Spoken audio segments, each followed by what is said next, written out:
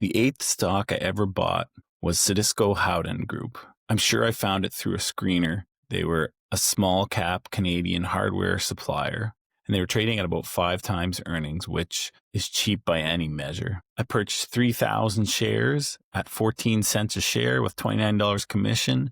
It totaled $449. I'm sure I purchased that amount because I had $500 in my brokerage account that was just burning a hole in my pocket. I couldn't understand why the stock was trading so cheaply. They had increased their earnings over the past year, reduced their debt slightly. However, a lot of times penny stocks are penny stocks for a reason. I was about to experience my first share consolidation.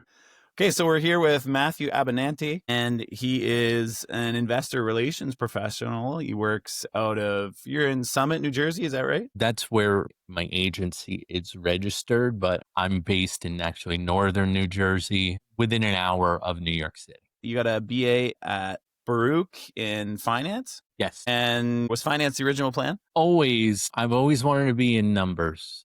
Ever since I was a little kid, like we'd have Monopoly and the Game of Life. And rather than play the games, I would just go and take the money, take the play money, and then I count it. And then I would just play all day with the play money and buy and sell stuff around the house with play money rather than play the board game.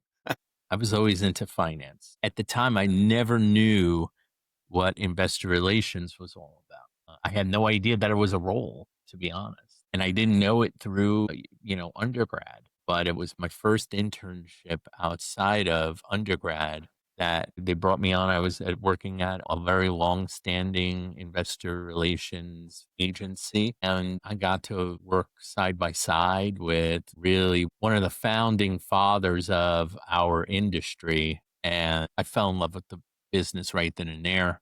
They hired me after 6 weeks as an intern, and I never looked back. So how did you get the internship? How'd you land that? Just through networking. Look, the way Baruch worked for me, it was a good school as far as checking the boxes. Everyone close to me had always counseled me and saying, hey, if you're limited in funds, which I certainly was, put your money into grad school, if anything, where it will be something special, where there's a specialization. I knew I would never be like an artist. So I would never want to go to a university that had a program based on that. Try to cast a really wide net and do it as economically feasible as you possibly can, which is what Baruch was. Baruch is a city school of the City University of New York. So it's government funded. And so at the time, tuition was very cheap. I had a job. I was working full time while going to school full time. What were you doing for work? Oh, I was pushing paper. I was a filing clerk for a insurance company, a directors and officers insurance company. I worked in their New York headquarters at the time. Now, I would think that would be a place where you might make some connections, though, or no? Just because you're so far in the back? Yeah, I mean, I worked really hard at the job. I tried to figure out ways to make gathering and, putting away these intricate files. I tried to come up with these systems and everything. I think back and I laugh about it because it was sort of like, I spent a lot more time than I probably should have. Like, I really got into trying to make the place run better, or trying to run our department better. It was a complete failure. Like, and at the end of the day, it was like the only opportunity they were looking at with me was, would you want your insurance licenses to go, maybe become an underwriter here? And I had no interest in insurance per se. It just wasn't my thing. That place afforded me the opportunity that I can work and at the same time get some studying in. And then right after work, head over to school, which is what I did. And that was sort of the opportunity. But believe me, I was looking for internships at financial institutions, things like that. There was nothing for me.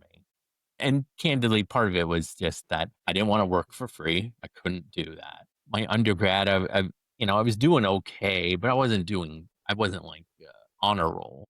Hey, D's get degrees. That's what they say. So- Exactly. And that was sort of the thing. It's like fast forward to grad school, I graduated on the dean's list.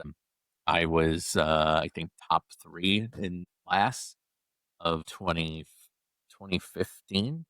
But it was because the way the program worked, it was all focused on investor relations and all the other key disciplines that surround investor relations. So when you got that internship, it wasn't a conscious decision. I want to be in investor relations. That was you got that internship, and that made you interested in it. Is that kind of how that worked? No, so I was interested in it because I wasn't pushing paper. I was doing something that I learned that, oh, you have to follow the market, you have to follow public companies. This is something you have to be active on. So I was pretty enthusiastic about it. The only thing that sort of held me back was that it was part-time initially. And literally, I started on a Tuesday, and the Friday I walked into my boss's office and I said, I would love it if you guys had more hours for me. And they were like, well, we would too, but you wanted part time. And I said, I didn't say I wanted part time. I just answered your ad. And so, the next week I started working full time there. And then they hired me just a little over a month after that. Um, again, falling in love with the business and sort of being in the periphery and seeing what these practitioners did, it fascinated. I loved it. I loved being a part of it without sort of being financially part of it. I don't know if that makes sense. It's like the other jobs that I was looking at that time was like a prop trader, Right. but I didn't have the startup cash to go do that. And then I learned later on in life, I learned that I'm a really bad trader. So so I would have probably made a really big mistake if I went there, but it was sort of like I got to keep up with the markets. I got to keep up with, got to study up on companies. I got to do all that stuff. And I had my fingerprints are on these companies. Like what I'm doing is really meaningful. And like I said, it was like from day one, this is all I want to do. Now, this firm you originally worked with, and I don't know if you want to say who it was or not, but were you working with bigger firms, smaller firms? What were their So clients? the agency I worked for initially was a firm called Porter LeVay and Rose, and the firm was founded. It was three partners who originally founded it, but the key partner was Michael Porter, not the Five Forces Michael Porter, but Michael Porter to investor relations. And Porter LeVay and Rose had been really a trailblazer in small micro cap investor relation. I would say probably the first well-known investor relations department for a publicly traded company was General Electric back in the 60s. And they would call it other things. They call it financial public relations and things like that, which I guess you could make the case that it's like that. But GE was one of the first companies that set aside staff to specifically address investors' concerns, investors' questions, not just like, hey, when am I getting my dividend check? But more so like, hey, what's the strategy of the company? So on.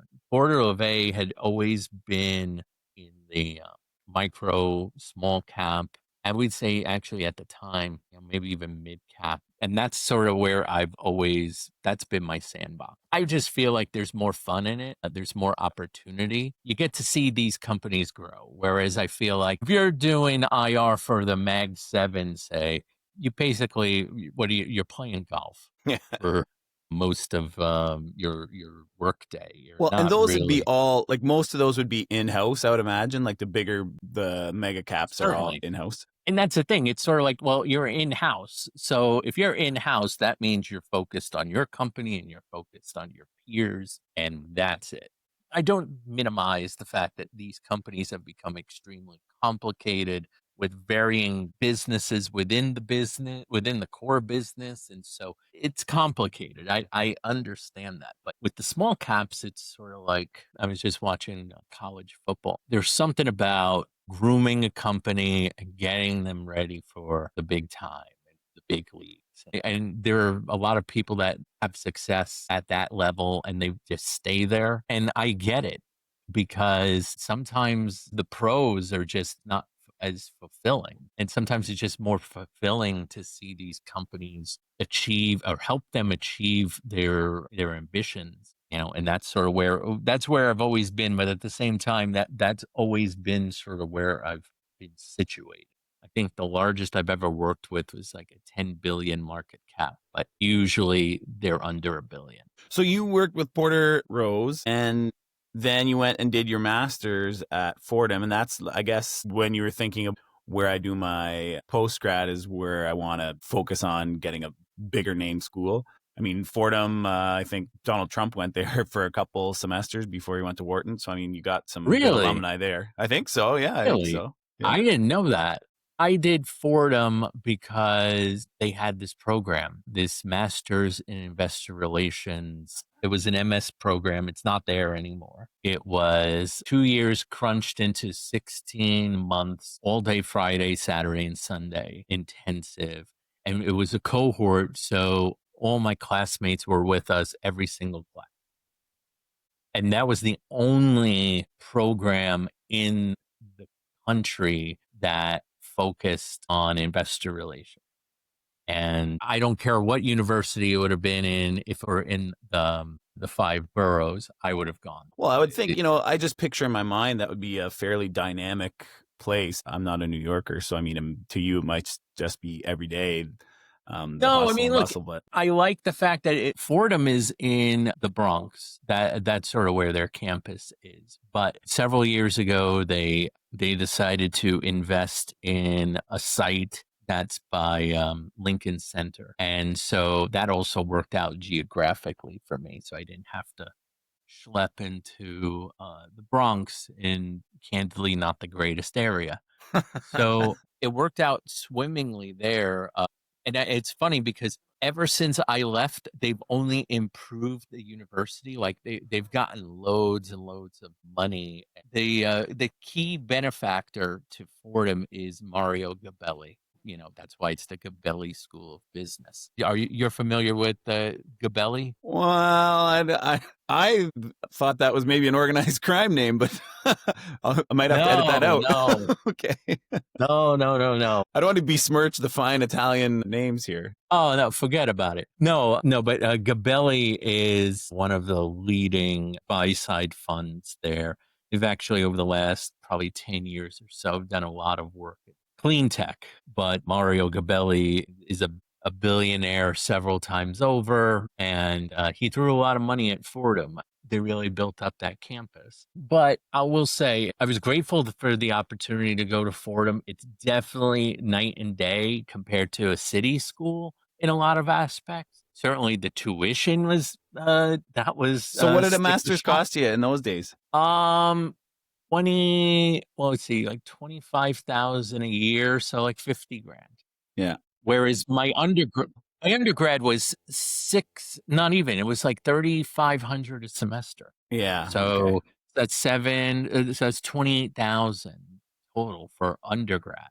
And that was like 1 year of my master's. But you could say, I mean, it was like night and day. I mean, I had our classes, since they were all day, we were catering every day and stuff like that. So it was pretty neat. And I imagine that your classmates are people with connections and or deep pockets, or coming from experienced already, like they had work experience. No. And this is what was unfortunate. I would say I was in maybe the 20% group that was either experienced or knew this is what I want to do.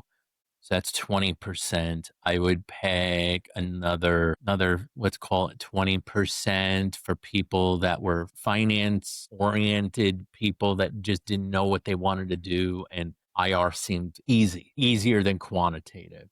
And then the rest were basically degree mill people who were like, I can get a finance oriented degree in a New York university at the reasonable price of $25,000 a year. And that's sort of what the class entailed. And unfortunately, when you have a cohort class, you really get to know your neighbor and the people around you, and they get to know you. So if you're super enthusiastic about it, they're going to be all over you to help them. And so, yeah, I mean, I guess in the grand scheme of things, it sort of helped me because it allowed me to almost reteach what we were taught earlier in the day, because a lot of this stuff was sort of second nature. Looking back, that was 10 years ago. It scratched my head on how time flies.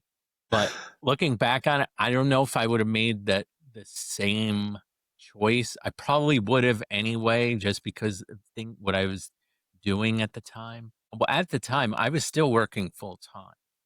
I was working at another agency. I was working at an agency where the focus was on primarily Chinese companies that were listing their stocks in the US.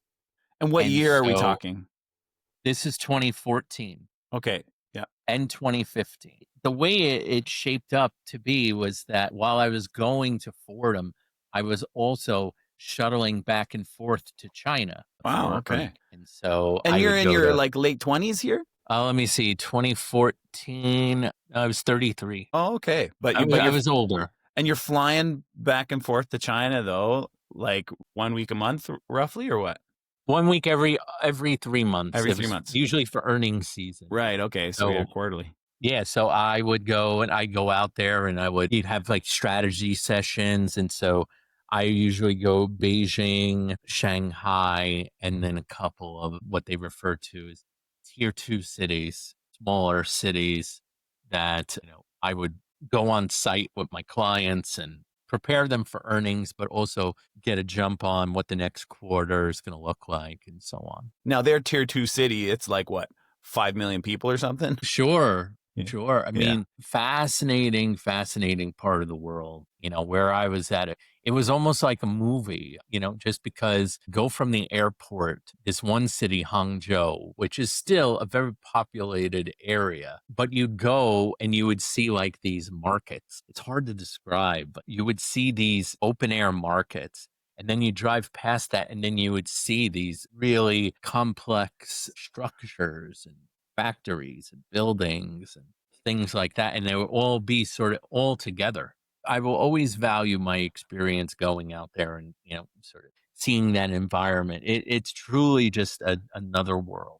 So, yeah, trying to do my master's program while doing 16-hour flights halfway across the world, it was challenging. But thankfully, because everything related to university was related to my work, I just simply incorporated what I was doing in China and then coming back here school. So it ended up working out for the best. Let's talk about actual investing here. So when did you start investing? Was that something in your home? Did your mom or dad, were they into stocks? Not at all. It was me, and it was out of pure curiosity. And the first dollars I put down, very stupidly, was in currencies. Like I was trying to trade currency pairs, So how and how old are you when you're doing this? uh, I wasn't like a teen or Yeah. anything. I was broke, but I would say I was like 22. Okay. And so okay, so tell us what you're doing. No, so like there was this company that I was trying to get a job from. They said as part of the job application, they want you to download their software and trade on it. I did, and I put in a couple $100, and that went absolutely nowhere. And I said, well, definitely, I don't want to be in I don't want to trade forex for sure. Undergrad gives you sort of a very basic understanding of options, which is so critical to know when you're trading forex. And that's when I learned it's not for me. So then after that, I opened up my first brokerage account, and I wouldn't trade. That's the thing. I wouldn't trade. I would buy the shares of my company, my client, and I would just Okay. hold on to them at the time. And I would do that because, I want to be able to track them easily.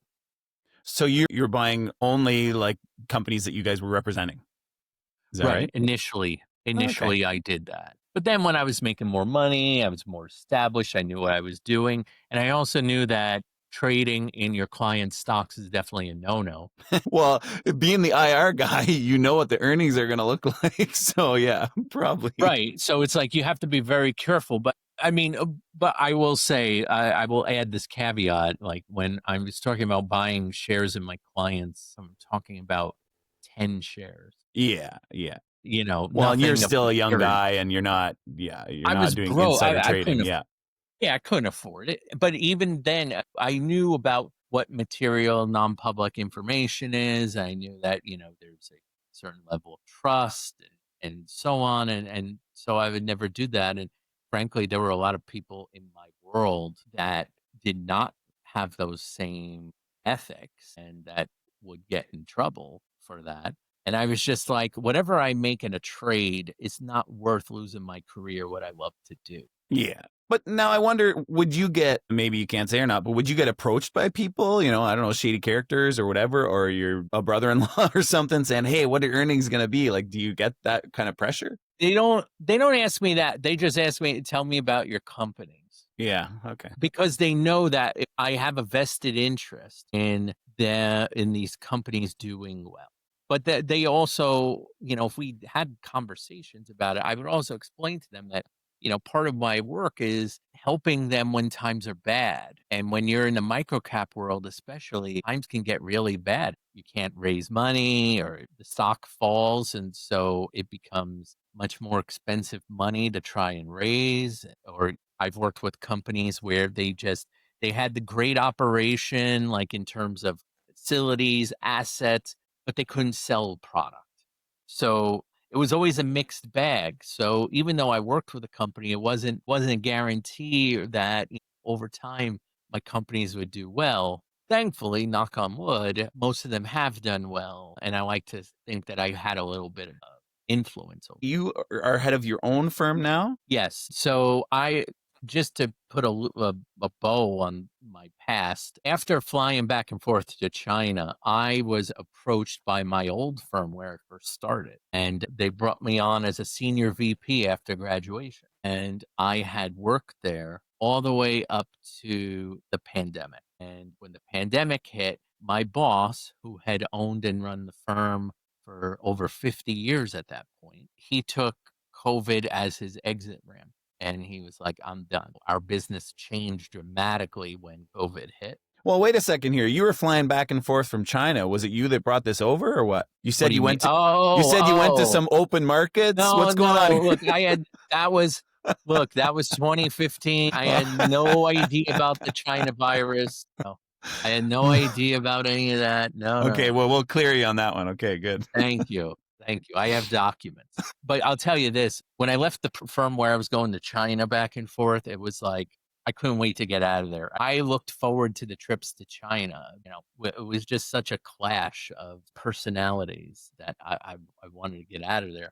So when my old firm approached me after graduation, I was like, oh, I'm in like sin. This is great. So they brought me on as a senior VP, and everything was going pretty well until COVID hit. So COVID hits, and my boss goes and he says, "Well, thanks for the memories, everyone, but come June 30th, you're all fired." So, and thankfully, he let us know this in March of 2020. So we had some time to prepare. And literally, I was thinking about names of agencies that I can call myself. My last name is such that, there was no way I was going to name my firm after my last name because no one will get it right. No one will be able to look up my website. No one will, what's Albuquerque? I don't know what that. So yeah, strategic investor relations was incorporated in April of that year, and we kicked things off on June 1st of that year. It's been a great success. A couple of clients from my old days decided to come join me and sort of be the foundation, and I've been able to build that up since then. If you're looking at stocks, I'll say, probably, I shouldn't even say probably, the most incredible market rise for a client in the 19 years I've been in this business is my biggest client today, and that is a company called Lightbridge. They do, that's uranium, is that right? Nuclear. So what they've done is they've reinvented the nuclear fuel rod. Up until recently, all of the focus had been on redesigning the nuclear reactor. But Lightbridge has been around since 2009, and they're developing a nuclear fuel rod that is a greater enhancement compared to the existing rods of today. And for the uranium bugs out there, yes, we want to see uranium do really well. And at the same time, we want to see more mining of it. So maybe that might affect prices in the long view, but you're not going to have the technology that we need going forward to be competitive in the world if we don't have nuclear as a major, major part of the energy mix. Well, if you want to have all your large language models running and everything running on AI and huge data centers, and you also want to have zero emissions, nuclear's got to be part of that mix. Like, I just don't see how we took so long to get there. I mean, look, I do. It's NIMBY, not in my Yeah. backyard, Yeah. which is what a lot of people say the SMRs, the small modular reactors that are being planned today. That's the thinking in terms of, okay, this is going to solve not in my backyard because these are smaller in size and picture about the size of a schoolhouse. Remains to be seen whether that ends up being the case.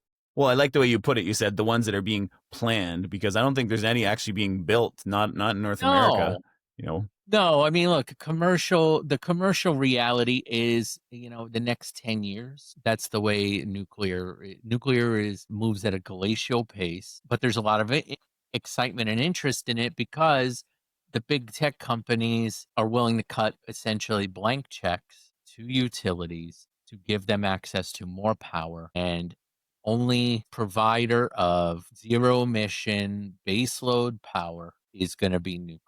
And what Lightbridge's their proposition is, we can bring more power to the existing reactors as well as the future reactors. And not only that, but because of the material they use, it's actually safer. It burns 1,000 degrees Celsius cooler than the current rods of today. You can't proliferate the spent rods into weapons material. So it has a better safety profile. It also, because it burns cooler, it can last longer inside of a reactor, which brings down costs. So there's a lot of potential benefits to it. And Lightbridge, by the way, does follow that similar timeline. We're in the R&D phase. We're in the Idaho National Lab. That's a U.S. Department of Energy facility. It has the premier test reactor there. Lightbridge has a lot of really good things going for them, and they've had it for a while. But unfortunately, up until recently, no one had paid attention. And part of my job is to generate interest with retail as well as institutional. Nuclear technology is not the easiest story to tell, but Well, at the same time, you have like Netflix documentaries on Chernobyl coming out and scaring people. So yeah, I between get it. that, The Simpsons, Yeah. stuff like that. But then, you had a couple of years ago, Oliver Stone in Oklo's facilities talking about how great SMRs could be. So we've been going in this direction for some time. The guys at Sprott clearly are extremely forward thinking, and they've taken a real leadership position on the uranium trade. We had a price jump like this back in, I think, 2022 in uranium, and back then all the nuclear companies traded alongside uranium. But Yeah, now they that's basically were tracking the price of uranium. yeah. But now that's certainly changed. So were Um, you a holder then of Lightbridge? yes. Okay, so you would say that is like your best investment? I mean, I will tell you, I would say the discussions about big tech getting into nuclear started in earnest last fall. And the big announcement that followed was the Microsoft deal with Constellation Right. to reopen 3 Mile Island. And ever since then, all of the companies in nuclear have had an absolute renaissance. And Lightbridge is no different. We were basically in the mid $2 per share range, and I think Friday we closed at 22. Yeah, that's a pretty good Um, run. Yeah. yeah, in a year. Never has seen it happen, but it's been gradually over a year. It's not like we went from 2 to 22 in like a month, or like with some of these Chinese companies where it'll go up like 7,000% overnight. It's been sort of a gradual increase in line with the market. Certainly, President Trump's executive orders have helped the cause, moving the ball forward at the Nuclear Regulatory Commission to speed up licensure processes. Because all these technologies, they have to be licensed. Yeah, you can't even start groundbreaking unless you have licensure. And the licensure process is very, very complicated. Look at it this way. You're a government employee. You've been doing something a certain way your whole career, and that's the way you were taught by someone else who did it the same way their entire career. And then out of the blue, here comes someone saying, we're going to do something radically different, and it's going to totally upend the way you did things before. And yeah, sign off on it. And it's like, well, these people, it's like between utilities and government officials, that's as risk averse as you get. Yeah. So for people to think that this phenomenon is going to happen overnight, it's just not rational. It's going to take time, and where things are getting a bit more efficient, and I feel like the industry understands the landscape really well, and now it's sort of, I think people are starting to get more realistic, but still working for ways to improve timelines, get more activity going, and just move the ball forward towards progress. But the whole industry has just done incredibly, incredibly well. They've been able to raise capital at very impressive levels. I mean, shoot, there's a company last year, Nano Nuclear, that within, gosh, 6 months of IPO, they went and they raised something like $130 million in a year. I mean, this is a micro cap IPO, and they've been able to raise lots of money, which is going to their R&D, and they've done a great job. Lightbridge the same way. They use an ATM to raise capital, and they've been able to take advantage of the ebbs and flows of the trading. Now they have the ability to scale up towards more intermediate R&D work. I love telling that story, and investors are really starting to pick up on it. But I have companies in all different industries, and they have unique stories, but I want to hear about the worst investment you ever made. What's the worst investment you ever made personally? I've been thinking about this because there have been so many. So many to choose from. Yeah, because I'm telling you, I am someone that I try. Look, I've read all the books and all the notes of the books and the quotes and everything that so many people say. Oh, you got to read Buffett. Oh, if it's a solid business, you got to hold on to it, and you don't look for when you're going to sell because it's going to be with you forever. Well, I thought I found a couple of companies. I'm trying to think if I can say this one, because I do have a relationship with them, but I'll put it to you this way. Doesn't It have to be was your worst. It can be your second or third worst. That's okay. It sounds like you got a lot to choose It's funny from. because so there's they're not in business anymore. Gives you an idea of where this is heading. I was working with a company in the shipping world, and there was a company called Ocean Freight. And Ocean Freight, I liked it because, I mean, the shipping world is a very simple business. It's a trade on when to build, when to buy, and when to dispose of ships. Sort of the freight rates that you transport goods on those ships is it's always variable, but that impacts when you buy ships, when you build new ships, when you sell them, when you scrap them. And I learned firsthand the being the victim of uh, reverse split. You're hopeful that, all right, the damage will only be slight. because everyone sees the reverse as window dressing. But then it's sort of like that was at a time, this 2011 ish, shipping ended up going in the toilet. When you had global economies under crisis, Greece was on fire, and these shipping companies were taking on huge amounts of debt to finance these large fleets of ships. Sure, because Now, shipping rates were going up, and they were never going to come down. well, So not only that, yeah, I mean, the Baltic Dry Index was yes, 5 figures yeah, and never been over 3 figures, you know?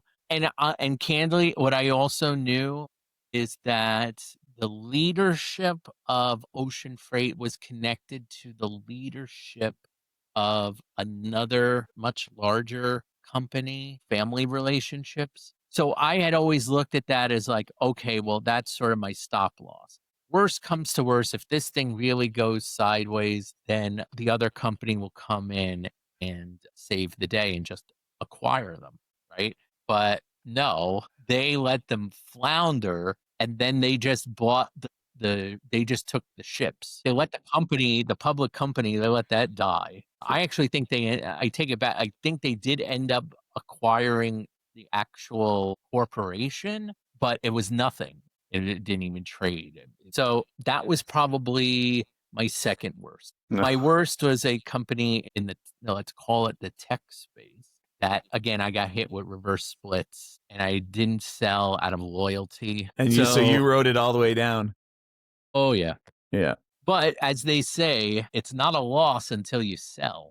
sure, So sure. so maybe it isn't my biggest loss. It's just right now it's on paper, it's my biggest loss. But that's why now sort of thinking of long term and safer investments plus some robo advisor stuff, plus now because the business has done so well, we take some of our compensation in restricted stock. So So we have are you guys publicly traded, or my you mean agents. from No, the companies, from from the your company, from clients? my I clients. see. Yeah. I see. Okay. So I take restricted stock, which there's a 6-month hold period, and then I'm limited to when I can sell based upon blackouts when still an insider. Okay. But, again, it gives me opportunity to participate in the potential upside, but it also forces me to not day trade, and I don't really want to. Well, it also aligns your incentives, right? Like to me, that makes sense. Then you Yeah. want to do a good job for them because you're not only your client, but you're also a shareholder. That was my initial thought, was that, hey, look, our interests align. I want to see your stock do well. But unfortunately, I've seen a lot of players, a lot of my competitors that will go and look to goose a stock price just so that their stock is more valuable. But it's just a short term temporary thing. That's what ends up being. Like some of these tactics are very short term based, catering to the message board crowd or Right. edit Right. crowd Yeah. and things like that. And if I had a client that approached me about that, I would counsel them otherwise. And if not, then I'd probably move on from them. Just because I'm a control freak. Like most investor relations people are control freaks. So we want to control all of the messaging. It's fed to us from the C-suite and then we disseminate it. And we want to be able to control where this messaging goes and how it's interpreted and answer people's questions and things like that. But for many, what they'll do is they'll go and give it to some influencer, or they'll go and they'll feed it onto one of these boards, and suddenly the narrative goes away. And if the stock goes up, congrats, you got lucky. But in most instances, it ends up being the story gets skewed. You end up playing telephone.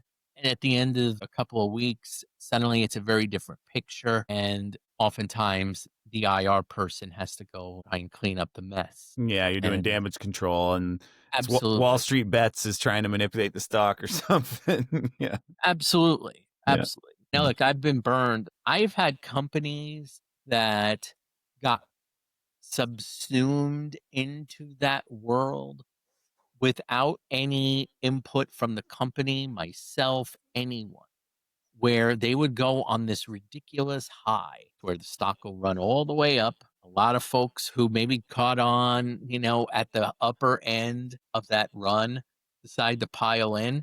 Then the stock crashes out. Then they call me up and say, "Hey, Matt, why? Well, I bought the stock at 7. Why is it at 30 cents?" And it's like, well, the business is sound. It's unfortunate. Look, I'm very much a First Amendment person, believe in freedom of speech and all of that. And I also know that our regulators have no desire to wade into those waters and try to regulate it. So I don't know what's going to emerge as sort of an antidote to this. What I've told companies and my clients is just be consistent, be straight up with people, don't BS. And if you're consistently like that, then investors, as opposed to the traders, the investors will understand that. And chances are they'll stick with you. If you go into a sell off, they'll probably pick up more shares. If you continue running your business and you continue hitting your marks, you will continue to have that following and you will grow that following over time. But in the short term, yeah, it causes a lot of sleepless nights. It makes it more challenging. I can't wait till next year when we're expanding market hours. Is that going to be exciting? Because the exchanges said, "Oh, hey, we're losing all of this margin to crypto. Oh, let's try to be like crypto. Let's go and make it pretty damn close to 24/7 trading." It's like, "Oh, okay. I'm looking forward to that." So along those same lines, what do you think about going to, I know you wrote a piece maybe for Forbes, going to semi-annual reporting versus quarterly? Yep. I do think that's going to be where we trend. And I'm sure most of your listeners understand what they mean by moving from quarterly to semi-annual reporting. They're meaning the reporting requirements that you file in the US, the 10Qs that you file every quarter. Because I work with a lot of international companies, and the international companies, they already report semi-annually. And so this would be sort of a similar model where you would report semi-annual numbers and then your annual report. However, what this does not stop companies from doing is reporting quarterly numbers because they're still unaudited. So you can report monthly, you can report as much as you want to drive your finance department crazy.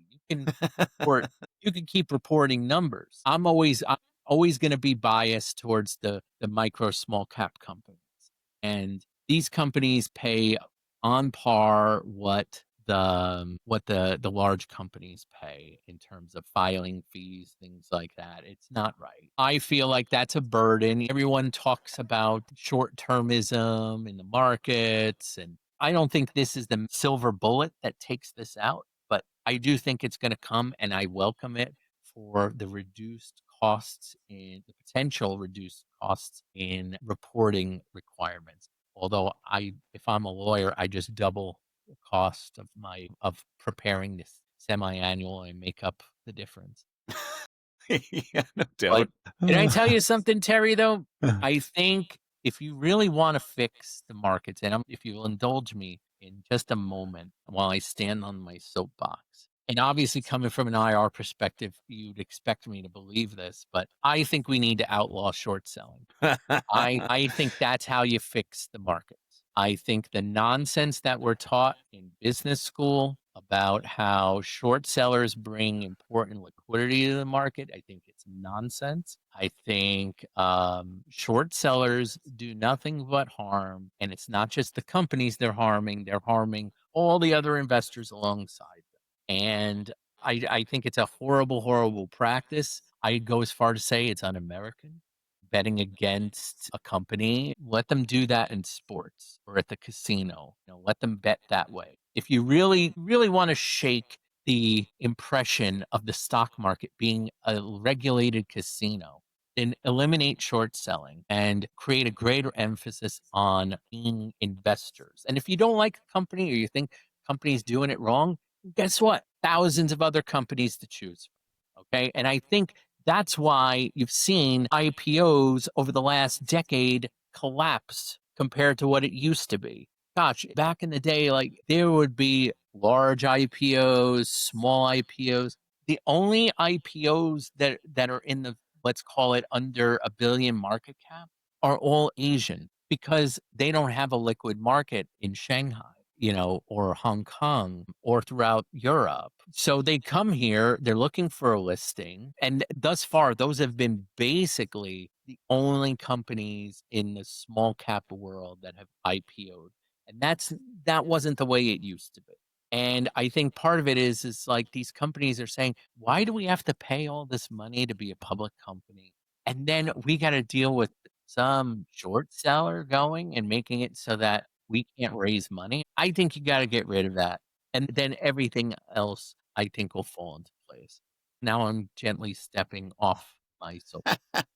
Well, I don't know. I feel like that might be a bit of a minority opinion, especially, getting away from the more casino-like aspects. I think if anything, they're rushing headlong towards it. I think Chicago Board of Exchange, they're partnering with, was it FanDuel or something? So, I mean, I think Yep. they're blurring the lines more than ever. Yeah, and look, I love casinos. I don't do sports gambling because I actually think that's rigged. I actually feel better about playing blackjack or playing three card. There, at least I know the rules and I know that the deck is stacked against me.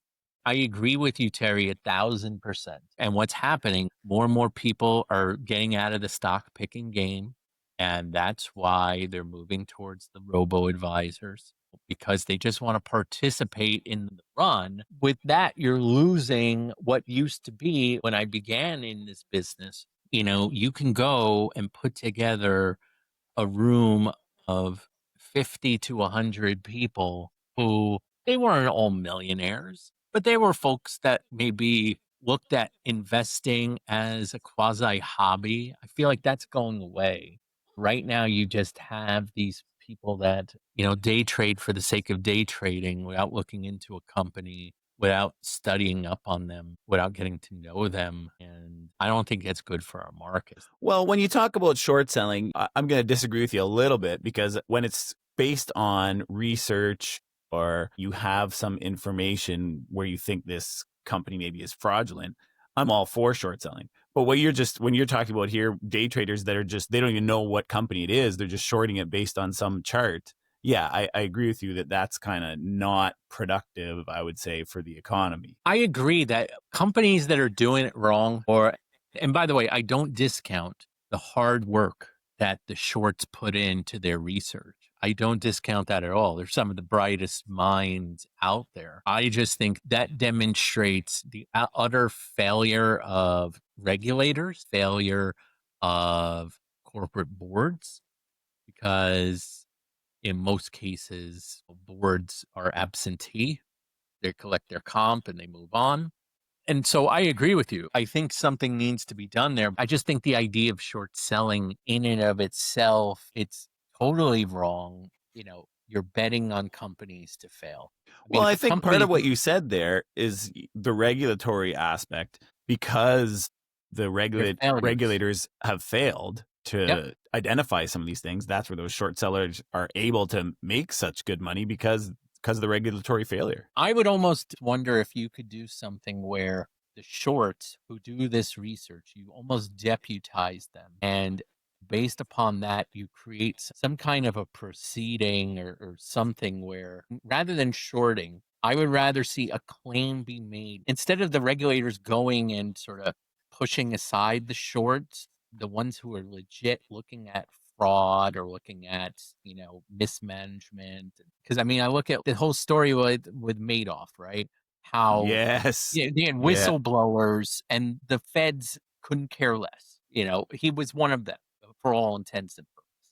So I get that. And that's why you have to really overhaul it. I'm not holding my breath that we will ban short selling in my lifetime, but I think that there should be a way that all shareholders of a company that is being horribly mismanaged or horribly run or having fraudulent operations and things like that, some way that you can essentially liquidate the company and the shareholders benefit. Yeah, All the because share. they're suffering enough being involved in this bad company. They don't need to Right. add insult to injury. Yeah. What ends up happening is that the shareholders, they take the ride down. Then the fraud gets broadcast, and then they get nothing on the dollar. And meanwhile, as the ride goes down, the shorts have made their money.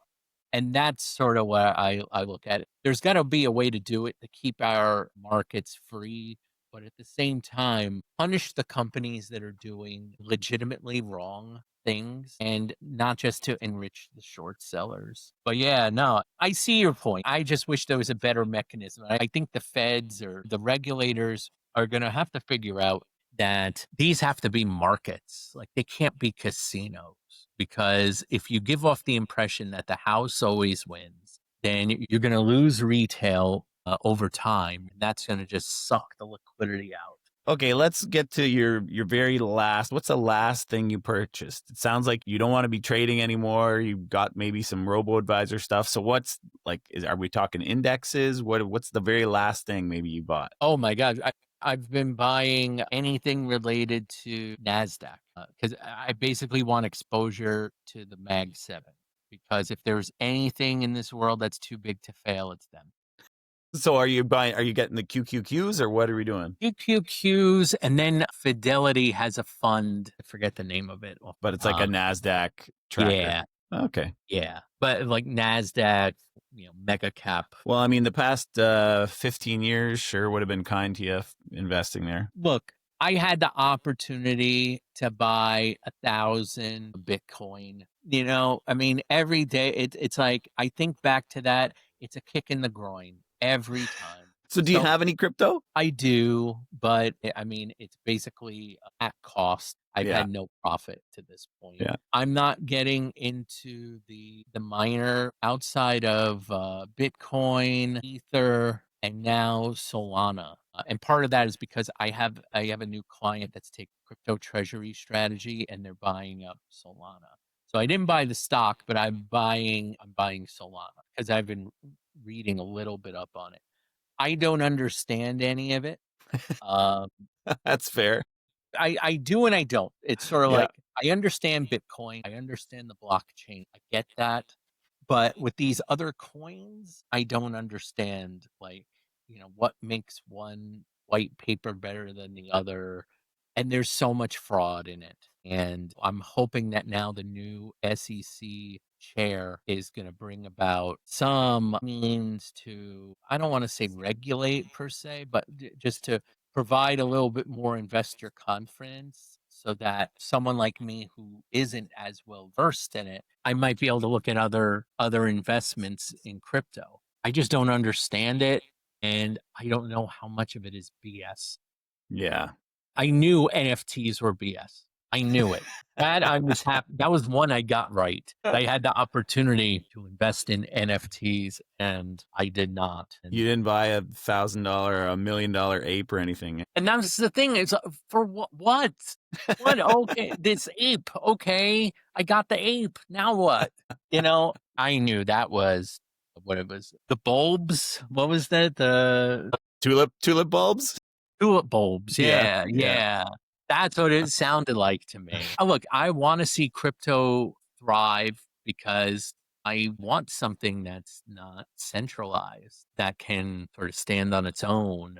But I don't think you'll see it at $1 million until you have wider acceptance of it. I mean, right now it's still sort of on the outskirts of the economy. Like you don't see. There was a lot of talk about using it in your everyday transactions, but I don't know too many people that are buying a donut with Bitcoin, Well, but then it goes back to, well, if you have this asset supposedly supposed to go from 100,000 to 1 million, are you going to use it to buy a freaking donut? No. That's right. No, I'm going to go look for my US dollar token. I find the narrative kind of changes with each passing day as far as what the purpose is. First, it was a hedge against stocks, maybe, but then it seemed to trade along with stocks. And then it was also going to be used as currency. But like you said, why do I want to use it if I'm waiting for it to appreciate? So. In that regard, I'm also diversified. I also work with a gold mining company, and that deal I'm taking all stock. And the stock is going to be backed by the gold, and that's done pretty well. So I do also believe in gold as a hedge against inflation. All you got to do is look at gold's performance.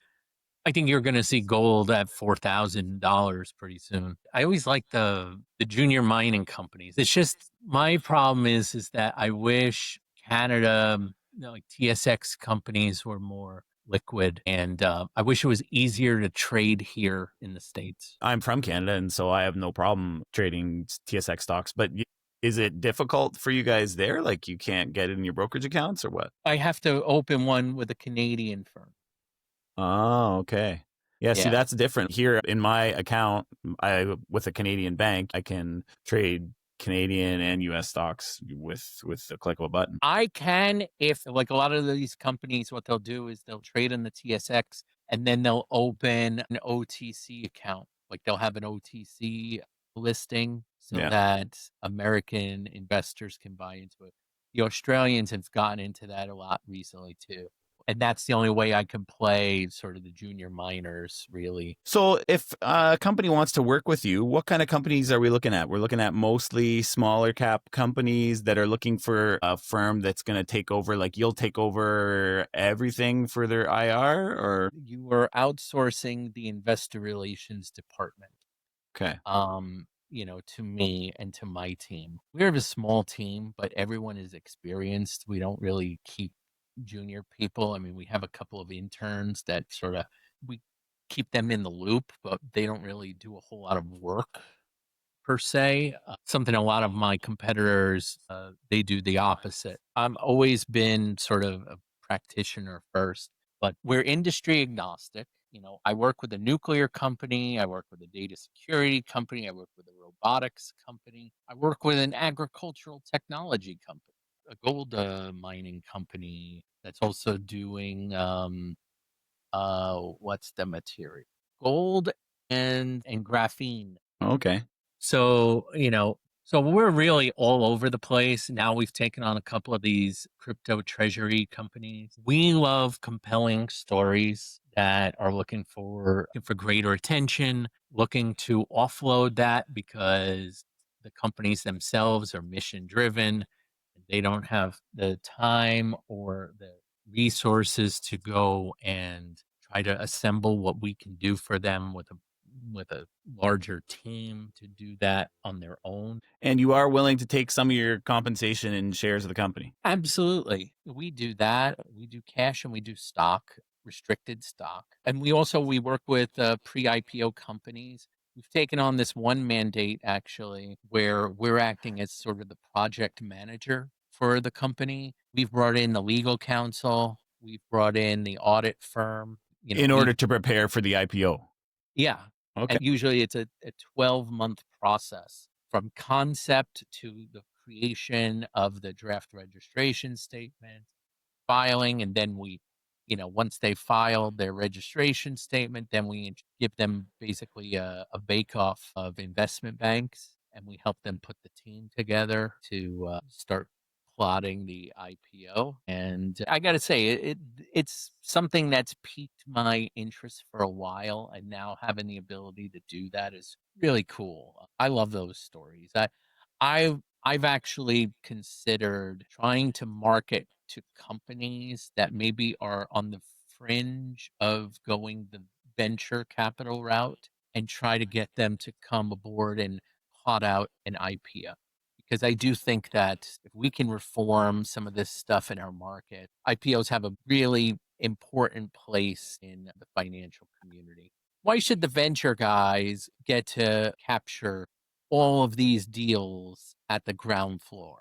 Many of the retail investors used to have back in the Well, and also it's affected the markets. I mean, the Wilshire 5,000, it used to be the 5,000, but it went, I think it had in the 90s, it was well over 5,000. And now there's about 3,000 or something. It's a Like, shame. yeah, there's just not as many public companies. And look, there's a lot of fingerprints over that. The regulators The companies, the venture guys, they get their hooks into these companies and, they basically take over. So all of them have a role to play in this. I would just love to see us, the public capital markets, make a comeback. And, again, I look at it as we can get you the capital. It won't cost you, two board seats and 40% of the company and your firstborn child. You can structure a deal. So maybe you do a smaller IPO, but you come on the capital markets, you build a reputation, you build a following, you build a shareholder base, and then you just allow that to grow and materialize over time in the public markets. It's hard to argue the current model because they're getting a lot of money up front. But like I said, you lose a lot too. And sometimes it's not the best. I just don't think it's always the best way to go about it. For some, yes, for sure. If you're a unicorn, you're going to go that route. I just think for those tweener companies, I think there are opportunities in the public markets. I like to help those companies reach their objectives. And look, for me, I'm totally vested in that because if the company has a successful IPO, my shares are going to be worth a bunch. Then they're going to be long-standing clients. And then they're going to be another success story of mine. And then we'll be able to rinse and repeat with other companies and have that be successful. To go back to your original question, it's like we can go as far as a year before the IPO all the way to mature company. We are selective, though, in the companies we work with. Obviously, if I don't get the story, I'm probably not the right person. AI has made the learning curve a lot shorter, but still, it's like I can go on and on about nuclear or about robotics, about my other companies. But we like to look at most other companies. You have an interesting story, or you have a management team that's capable of what they're doing, and maybe capital markets aren't their strong suit, and we can be a counsel to them and go much farther than just IR. Like, we can be a seat at the table in the C-suite and help in terms of strategic planning and decision making and so on. So, Okay. And if people want to find you, your Strategic Investor Relations is the name of the company. yeah, strategic investor relations. We said, what do we do? Strategic investor relations. What do we call us? Strategic investor relations. It worked. And then if people want to find you on Twitter, you are at Matt_IR_guru. And the Yes. company is at strategic_IR. Yeah. And I'm also, 347-947-2093 for those who are maybe old school and like to call or text. You can do that. And then I'll give you my email. It's Matthew at strategic-ir.com. If you have any questions or you're curious about my companies or you want to learn more about us, total open door.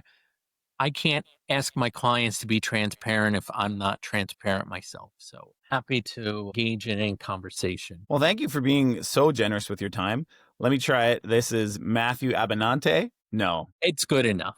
It's good. you tell me, and I'll say it again. I'll record it after. This is Matthew Abenante. Perfect. Can I tell you, since I was little, I wish I had a name like Terry Hogan. I really, it's so simple. The best part about my name is that I was always at the beginning of the line. And I was always at the front. I always liked that. So that was good. Thank you, Terry. Thank you for the opportunity. Feel free to hit me up anytime. But you know what? I never got around to the hockey thing because I saw that you could have went to see the Islanders, you could have went to see the Rangers or the Devils, and I wanted to see if you were a fan. Oh, the Rangers, and that's it. I'm born and raised in Brooklyn, New York. Oh, okay. 1994. I was 13 years old. 13 years old. I shaved my head, and I made an aluminum foil Stanley Cup, and I couldn't get out of school to go to the parade. So I was parading around my replica Stanley Cup in English class. Got sent to the dean because I was being disruptive because I shaved my head like Mark Messier. Well, I'm from Alberta, so we're a big fan of Mark Messier here. Oh, he's so cool. Like, that's the thing. It's like he was a leader, the consummate leader. Gretzky didn't win another title without Messier, but Messier won a title without Gretzky. I can't say enough about Mark Messier. He's one of my idols. Like, he was always one of my idols. His book is great too. I haven't read it. Oh yeah, it's an excellent read. I love Messier. He could have gone the easy route. He could have gone to a team with a rich history, but Messier resurrected an organization that had been nothing but losing. I don't understand why he didn't get serious consideration to be a coach. I mean, I know people look at Gretzky and they're like, but I just feel like Messier would have been, I think, so good because he's Mark Messier. Yeah, to me, I think you put him in any organization and you definitely have all your players falling in line. Like, who wouldn't want to be led by Messier? Yeah. What about you? We're all Oilers fans out here. We're Oilers fans out here for sure. You think McDavid's staying? We sure hope so. We sure hope so. I don't know. I mean, you would have thought he would have signed on by now if he was keen, but I mean, realistically, unless he's going to go to Florida, this is the best chance for him to win a cup. So I don't know why he would go elsewhere. I wish we'd get maybe some goaltending. I think, and especially with the new collective bargaining agreement, how the cap is dramatically going up, and you're starting to see these teams re-sign their top guys. If McDavid doesn't get signed before the trade deadline, he's gone. Next year, the numbers go down. Like, he can only sign a max 7-year with the new collective bargaining agreement. But if he doesn't sign that, he's gone. And I don't think he's going to look for a championship. He's going to look for a big stage. To me, those guys at his level, the only thing he really needs is a cup. So, and the money, I don't know. Like, the difference between making 13 and making 16 a year, I don't know. Is that really what's driving a guy like McDavid? I don't think so, No, but remember what happened with Wayne Gretzky, though. Yeah. Hey, that dude, he became an American megastar when he went to the Kings. I mean, they made a Saturday morning kids cartoon show around him. He saw unparalleled wealth just because that's why I think if McDavid goes anywhere, he'll go to the Kings. He'll follow Gretzky's footsteps and go to the Kings just because then he could be in the LA market. Like, LA is throwing money around in all sports, and to bring in a guy like Connor McDavid, who's, I think, the best player in the world today. Well, you're not wrong about that, because there's a big difference between hockey salary money, like $15 million a year, versus what you can make if you're talking Michael Jordan shoe money, right? Yep. So you get into a bigger market, you get a bigger name, and then it isn't the difference between 15 and 16 million. It's the difference between 15 million and 500 million, when you're signing some kind of endorsement deal. Yeah, that's true. What LA has done in the sports world across all the major sports. The only one that hasn't done it really lately is the Kings. And they're losing after this year. Kopitar is retiring, and they don't have a name. They don't have a big name there. So, and I think there would be some sort of sense of history there too, of him doing what Gretzky did too. I don't know. That's interesting. The only thing I would say though is that at least Gretzky brought winning and championships to Edmonton before he left. And true enough. And he said it was the greatest time of his career, just in terms of the hockey he was playing in Edmonton.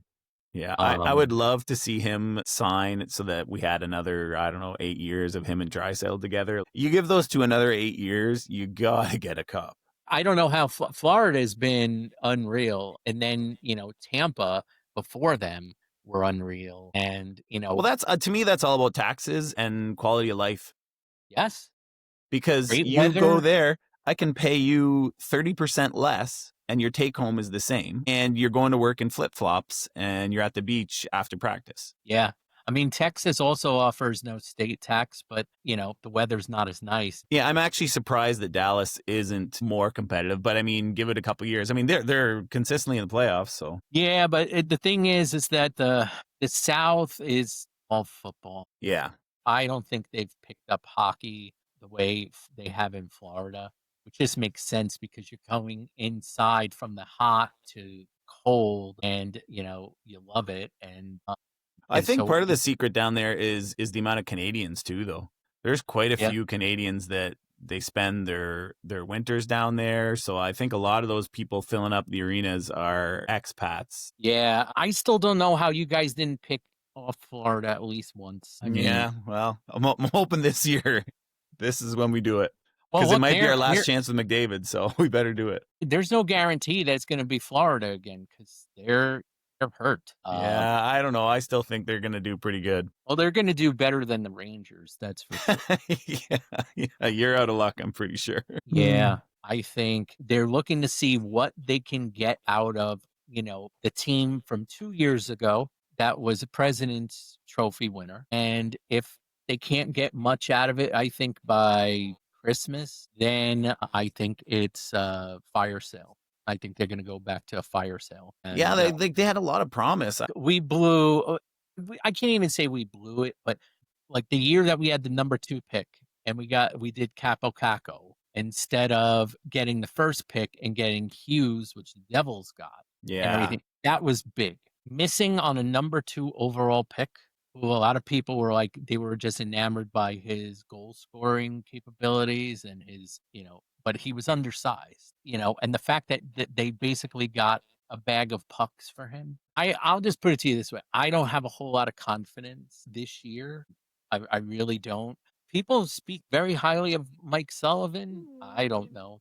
We'll see. I don't think it's really hard to steer a ship when you had Crosby and Malkin in their primes. You're going to make the playoffs every year with them. Yeah, I don't know. Like coaching in the NHL seems to me kind of a crapshoot, I don't know. Let's see what Mike Sullivan has to do, but I don't Yeah. know. I'd rather be an Oilers fan at this point. This is the year when we take home the cup. We said that last year, but this year for sure. I would say, and it looks like the Oilers have a better shot being the Western Conference champion versus the Panthers coming out of the East. I mean, who's your real competition out West? Like Vegas? Yeah, well, Vegas, they got Marner Marner. now, right? So I don't know. Vegas could be dangerous this They'll year. have a We'll good see. regular season, but Marner will just do what he's known to do in the playoff, just not show up. Well, yeah, I hope so against us anyways. We'll see. Well, thanks a lot, man. I've kept you here almost 2 hours.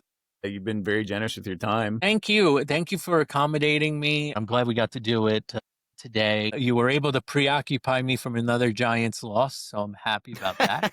But yeah, no, this was fun. I purchased my 3,000 shares of Cdisco Howden in February of 2000.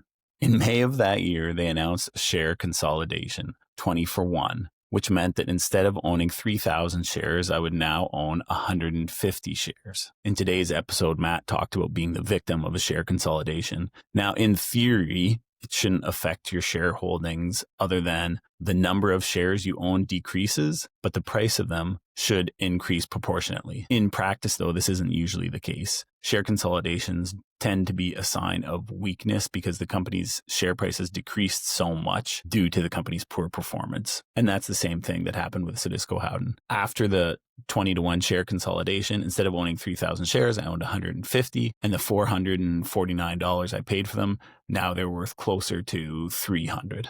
I sold them in 2001 for $2.18 a share. This was 150 shares now. After paying my commissions, I got $298.50. I had lost $151 in the just over a year that I owned them, which represented an annual return of minus 28%. Had I held on for another 3 years, they got bought out for $3.25 a share. If I had held on for that long, I would have made about $20 on a $500 investment over 4 years is not a great return. But as I've talked about before, if you're looking at value stocks and you're doing a good job, you should end up getting bought out over time because other companies should be recognizing the value of these companies that you're buying. The only problem is sometimes you have to wait a long time before that happens. One notable exception to the poor performance of companies after share consolidation would be the recent GE share consolidation. In about 2021, they did an 8 for 1 share consolidation. And they kind of did poorly for about a year after that. But then the stock's been on a tear since then. If you would have held on, which I was lucky enough to have been a shareholder at that time, I did very well. But I would say that is the exception rather than the rule. A reason a company might do a share consolidation would be to meet listing requirements. The New York Stock Exchange, for example, says that you can't have your shares trading under $1 for more than 30 days without risking being delisted from the stock exchange. I believe the NASDAQ has the same rule. There are also rules for some investment funds where they can't hold stocks that are trading less than a certain share price. I think it's typically around $5 or $10. And there is sort of a psychological halo effect to having a higher share price. And companies have tended to look for sort of a sweet spot, somewhere between $25 and $1,000.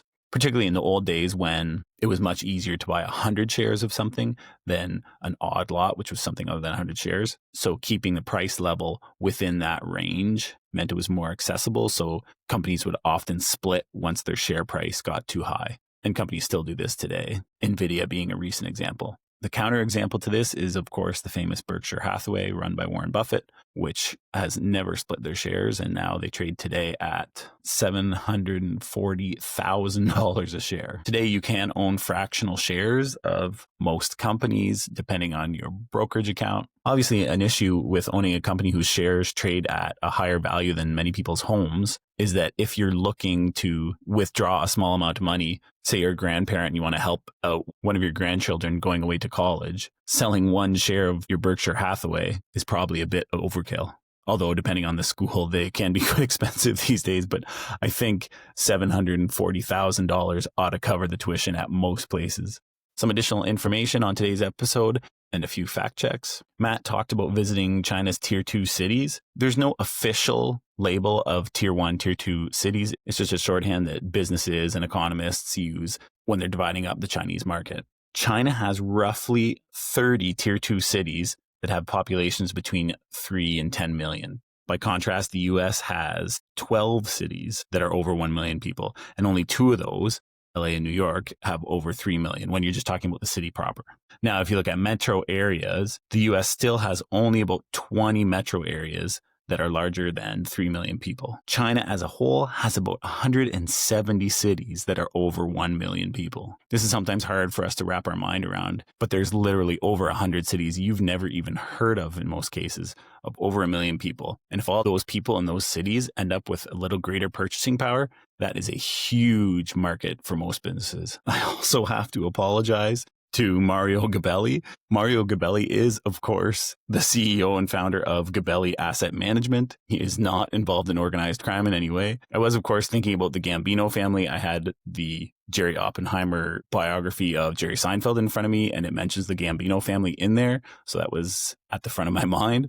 So my apologies to the fine people at Gabelli Asset Management and Mario Gabelli, of course, who is a great benefactor to Fordham University. While I'm at it, I might as well apologize to the Gambino family because it probably pays to stay on their good side. We also talked about the Baltic Dry Index. For those that aren't familiar with it, it's basically a measure of the cost to ship a ton of goods. And bulk dry goods are things like cement or gravel, things that are usually loaded onto a ship via a conveyor belt or just kind of dumped in there. It doesn't include oil, as that's not considered a bulk dry good. And the Baltic Dry Index, it peaked in May 20th, 2008 at $11,793. But traditionally, it's traded closer to $1,500. Today, for example, it's around $2,000. So what that means is that in May 2008, it was roughly 5 times more expensive to get something shipped than it is today. The crazy thing is that it peaked in May 20th, 2008 at just under $12,000, but hit a low 6 months later, the lowest since 1985, at about $663.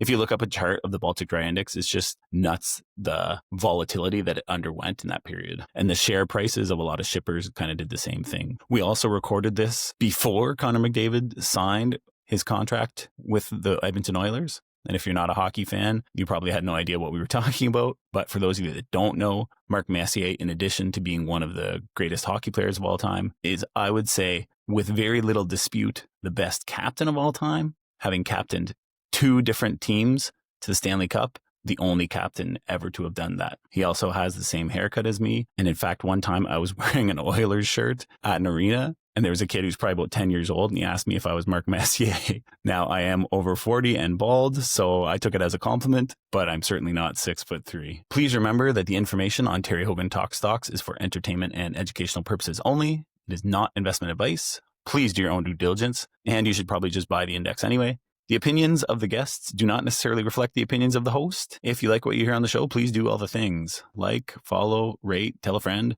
If you have questions or would like to be a guest on Terry Hogan Talk Stocks and tell us about your first, your worst, your best, and your last investment, you can find me on X at Terry M. Hogan, or you can send me an email at terrymhogan@gmail.com. And I will leave you with a quote from yet another fine Italian American from New York, Mario Puzo.